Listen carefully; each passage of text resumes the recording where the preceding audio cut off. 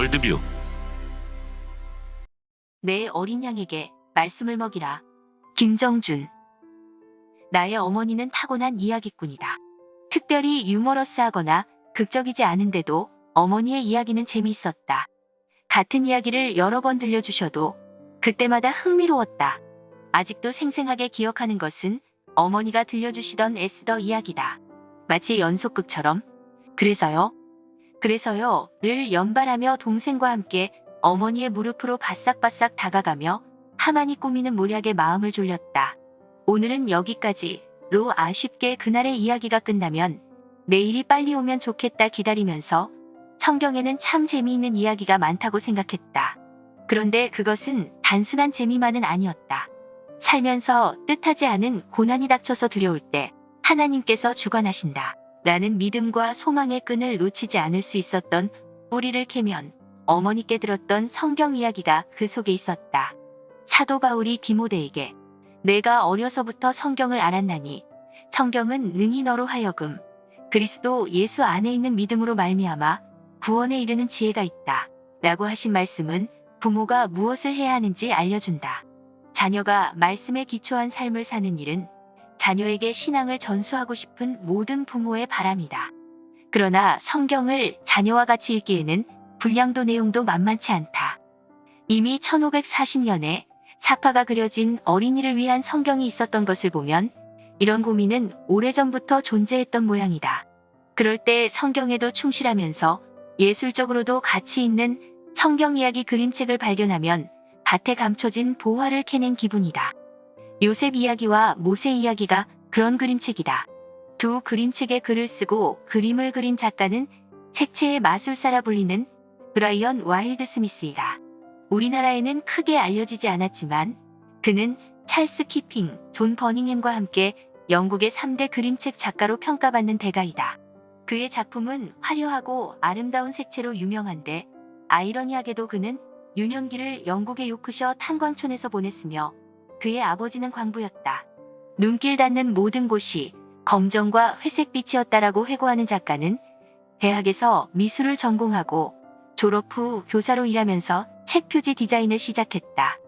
그 과정에서 옥스퍼드 출판사 메이블 조지 편집장과의 인연으로 그림책 작가가 되어 첫 작품으로 영국 최고의 그림책상인 헤이트 그리너웨이상을 수상하였다.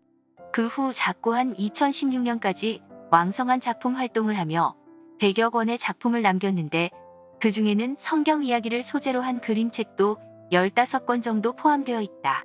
두 그림책은 모두 창세기와 출애굽기에 나오는 요셉과 모세의 이야기를 충실하게 전달하고 있지만 사실 그림책이란 지면에 제한이 있고 어린 독자들을 생각해 긴 문장으로 글을 쓰지는 않기 때문에 이야기를 축약해야 하는 어려움이 있다.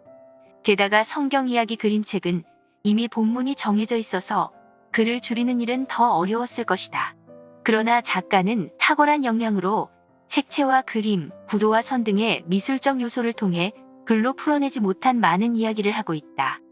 요셉 이야기와 모세 이야기는 모두 이집트를 배경으로 하며 쌍둥이처럼 비슷한 화풍을 갖고 있다. 먼저 두 그림책이 모두 매 펼친 전체를 금색 사각 프레임으로 감싸고 그 안에 글과 그림 텍스트를 제시하여 독자들이 살아가는 지금 여기에 이야기가 아니라 시공간이 떨어진 다른 세계의 이야기라는 느낌을 준다. 금색 프레임 안에는 작가 특유의 대담한 색채와 섬세하게 공들인 그림 묘사가 인상적이다. 영원불멸을 상징하는 금색의 사각 프레임은 인간의 모든 역사를 하나님께서 주관하신다는 의미를 내포하는 것 같다.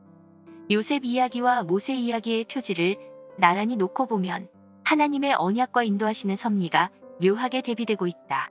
두 표지는 모두 어마어마한 이집트 문명의 상징인 웅장한 건축물의 기둥이 양옆으로 세워져 있고 그 기둥 사이에 인물을 배치해 두었다.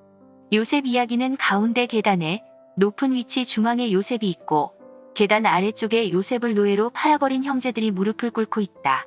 말하자면 히브리인이 애굽으로 들어가게 되는 실마리가 되는 장면이다. 반면 모세 이야기는 구도는 비슷하지만 양측에 늘어선 듯한 스핑크스 사이로 장정만 60만인 이스라엘 백성이 출애굽하는 장면이다. 창세기 15장에서 하나님께서 아브라함과 언약을 세우실 때 내 자손이 이방에서 객이 되어 400년 동안 그들을 섬기며 괴롭힘을 당하다가 그 나라를 하나님께서 징벌하신 후에 내 자손이 큰 재물을 이끌고 나오리라 라는 말씀이 성취되는 순간을 보여주고 있다. 요셉 이야기의 요셉 옆에 마치 애완동물처럼 앉아있는 표범, 웅장한 건축물과 화려한 기둥은 그의 막강한 권력을 상징한다. 반면 모세 이야기의 표지는 중앙에 초승달을 그려두어 태양신을 숭배하는 애굽의 태양은 지고 초저녁에 잠시 뜨는 초승달마저 사라지면 어두움으로 덮이게 될 것이라고 암시한다. 요셉 이야기를 펼치면 첫 장면에서 야곱이 요셉에게 채색 옷을 선물하고 있다. 이 부자는 펼친 면 오른쪽에 비교적 크게 그려져 있지만 왼쪽에는 10명의 형제가 이들과 동떨어져 모여 있다. 형제들은 작게 그려져서 표정이 보이지 않지만 야곱과 요셉이 못마땅해 한다는 것을 몸짓을 통해 금방 알 수 있다.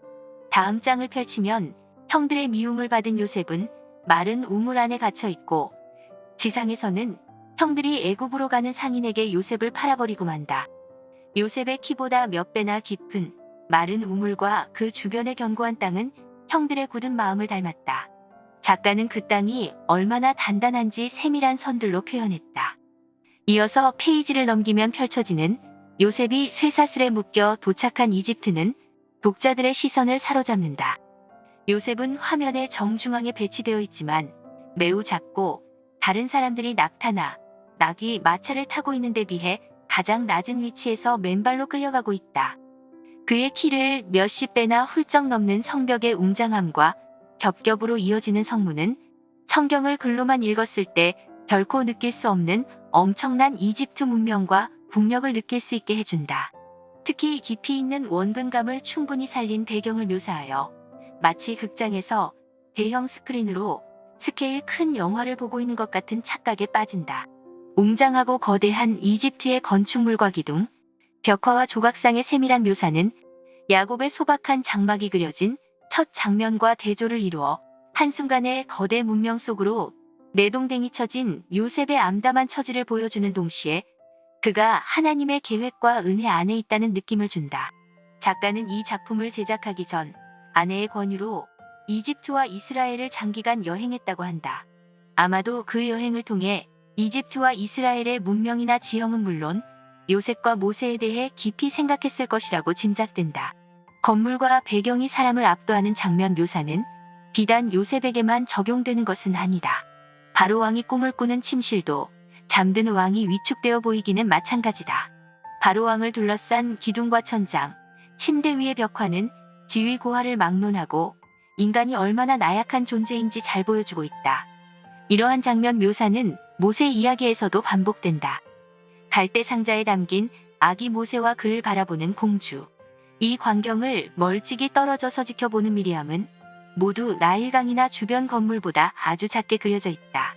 특히 왼쪽 아래에 배치된 모세는 갈대 상자 안에 누워서 흘러가는 강물에 몸을 맡기는 것 외에는 아무것도 할 수 없는 무력한 아기이다. 그러나 그림책의 각 장면마다 하나님의 보호와 인도하심이 잘 드러난다. 예를 들면 와일드 스미스는 애굽의 10가지 재앙이 임할 때를 펼친면 한 장면으로 처리했다. 금색 사각 프레임 안에 디귿자 형태로 10가지 재앙을 작은 화면에 나열하고 그 안쪽 공간에 첫 번째 유월절을 맞이하는 히브리인의 가정을 그려넣어 애굽의 온갖 재앙 속에서도 하나님께서 자기 백성을 어떻게 안전하게 보호하시는지 나타내고 있다. 특히 이스라엘 백성이 애굽을 떠나는 장면은 어두운 그림자와 햇빛이 대비되어 태양신을 섬기는 애굽은 어둠 속에 있지만 하나님 백성의 출애굽 행렬은 환한 햇빛 속에 있는 역설적인 상황을 보여준다. 작가는 유머도 있지 않았는데 그림책 전체에서 딱 한 번 펼친 면을 수평으로 나누어 이스라엘 백성들이 구름 기둥과 불기둥을 따라 행진하는 그림이 있다. 그 장면에서 구름과 불기둥이 의인화되어 진행 방향을 가리키는 만화적 표현은 아이들과 이야기를 나누고 행동으로 옮겨보면 재미있을 것이다. 흥미로운 것은 그들이 출애굽하여 홍해를 건너고 나면 이전 장면과 달리 배경보다 인물에 집중하며 그림의 분위기가 바뀐다는 것이다. 마치 그동안은 역사의 주관자이신 하나님께서 애굽에서 종살이하던 자기 백성을 구원해내시는 과정을 큰 그림으로 보여주다가 카메라를 주민하여 그 백성 한 사람 한 사람의 삶도 놓치지 않고 보고 계시는 하나님의 시선을 보여주는 것 같다. 광야에서 눈처럼 내리는 만나를 춤을 추며 받아내는 장면은 이 그림책의 하이라이트라고 생각된다. 모세 이야기의 마지막 장면은 마침내 축복의 땅에 도착한 이스라엘 백성을 보여준다.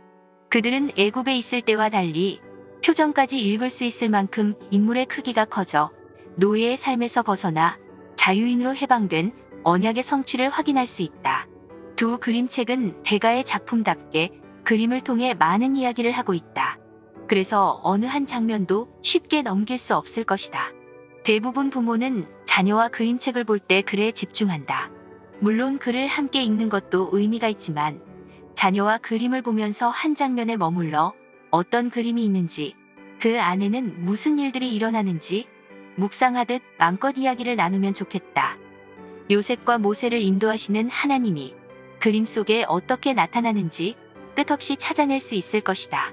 어쩌면 부모는 다시 창세기부터 성경을 곱씹어 읽어보아야 할지도 모르고 자녀가 그림 속 이야기를 더 잘 읽어낼지도 모른다. 자녀에게 들려주는 성경 이야기는 부모가 자녀에게 먹여야 할 영의 양식이다. 코로나로 인해 자녀와 보낼 수 있는 시간이 부쩍 많아진 요즘이다.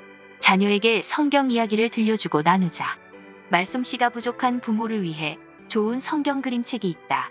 자녀가 부모의 품을 떠나 자기 인생을 살아가다 고난이 닥칠 때 말씀 속에 하나님을 기억하고 믿음을 새롭게 하는 평생의 근원 이야기를 만들어주자. 디베랴 호숫가에서 부활하신 예수님이 베드로를 찾아와 말씀하시듯 주님은 부모들에게도 부탁하고 계신다. 내 어린 양에게 말씀을 먹이라.